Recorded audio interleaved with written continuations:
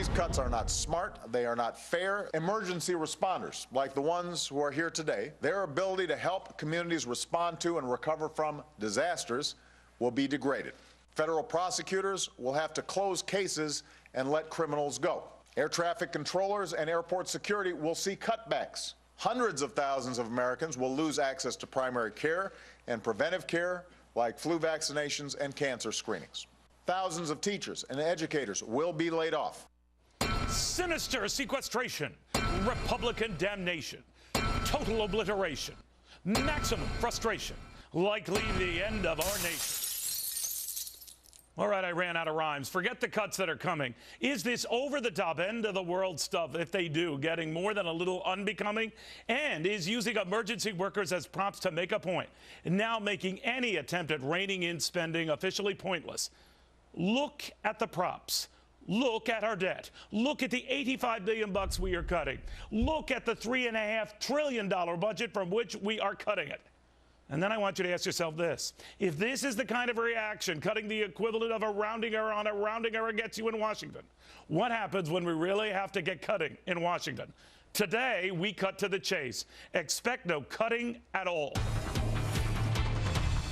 Welcome, everybody. I'm Neil Cavuto. Well, they say that actions speak louder than words, so let's just say the president's actions on spending today leave me doubtful about his words on spending any day, because mark it down, he has given up. Those sequestration cuts on which he signed off are now deemed way off. What amounted to a backup backbone for Washington to come up with automatic cuts if they couldn't agree on at least some cuts is suddenly looking real. And to hear the president tell it, real dangerous as well. But again, ask yourself this. If cutting little more than 1% off the growth of our budget creates such a stink, my oh my, how could we ever make progress cutting a more than $16 trillion debt that now reeks? To Michelle Malkin, who's been smelling this rat for a long time. You know, Michelle, this is incredible. What do you make of this? It is. This is the court jester of Sequester. I think that this press conference was a national embarrassment. Damnation, condemnation. Get your rhyming Well, those are dictionary pretty good out. because you had a couple more rhymes than I did. I ran out of them. But, I mean, he signed on to these cuts knowing that they were sort of the backup plan, as did Republicans, I might point out. So this feigned shock and awe about what we're facing really raises the question, well, why did you come up with them in the first place? Right. It's not just that he signed on to them. He was the author. I mean, we know from Bob Woodward, of course, that the whole idea of sequestration was Barack Obama's idea. He didn't think that the Republicans would go along with this. He was expecting them to fold. But there are a lot of responsible fiscal conservatives who understood that they needed to prove that even they could stomach some of these defense cuts because they had to show that they were serious about reigning in government. And yet here we go again with the chicken little in chief surrounding himself with these human shields, the first responders, and wailing and moaning and shrieking about Republicans wanting to... And by the way, who says that they have to be the first areas in which you do cut? And by the way, how does this jibe with what you've said in the past, Mr. President, about your resolve to deal with the budget deficit? I just want you to listen to this, Michelle. I refuse to leave our children with a debt that they cannot repay. Our prosperity also depends on our ability to pay down the massive debt we've accumulated over the past decade in a way that allows us to meet our responsibilities to each other and to the future. If we don't act, that burden will ultimately fall on our children's shoulders. If we don't act, the growing debt will eventually crowd out everything else. And all of us agree we've got to pay down our debt. We've got to make sure that we're living within our means. Well, that was then. This is now. Where do we stand now? Well, of course, the lips say to save the children, but the actions say screw the children. I mean, at the same time that we're talking about a 2.4% cut in the 2013 budget, this tiddlywinks $85 billion, that's not really a cut. Can we put that in ghost quotes every time they say it?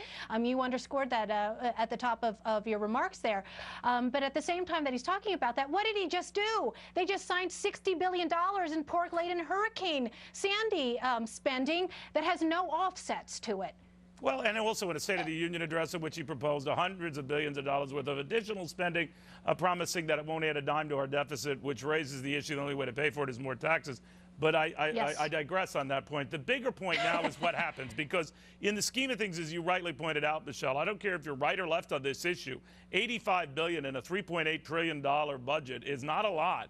And in the scheme of what's going to be likely 10 years from now, at a minimum, a $20 trillion debt, a rounding error on a rounding error on a rounding error. So if we are fighting and guffawing with this, what are we going to do when we really have to put the pedal to the metal? If we do. Right, and that's where I think strategically the Republicans really need to push back hard on this. It's an educational mission and it's an evangelical mission to get people to open their eyes to the real crisis here. You know, the message from these Democrats over the last couple of weeks has been, it's very coordinated. The world will end if we don't spend. And of course, that has it completely backwards, right? Because it's because of all this spending that we are facing an apocalypse. They've been kicking the can down the road. We're 10 days away now from these looming sequestration cuts. And instead of swallowing it and sucking it up and finally paying some consequences, what is Obama doing? He's blaming us for taking away primary care physicians and endangering the national security of every man, woman, and child in America. Well, I got to say, and you pointed out at the beginning, Michelle, quite appropriately, both sides came up with these sequestration cuts, in fact, tilted heavily toward defense cuts, was a White House idea to try to compel Republicans to do something, and then to express shock that it's coming to pass is just too much. Yes. Too much. Thank you, Michelle. Great Really seeing you is. again. You bet.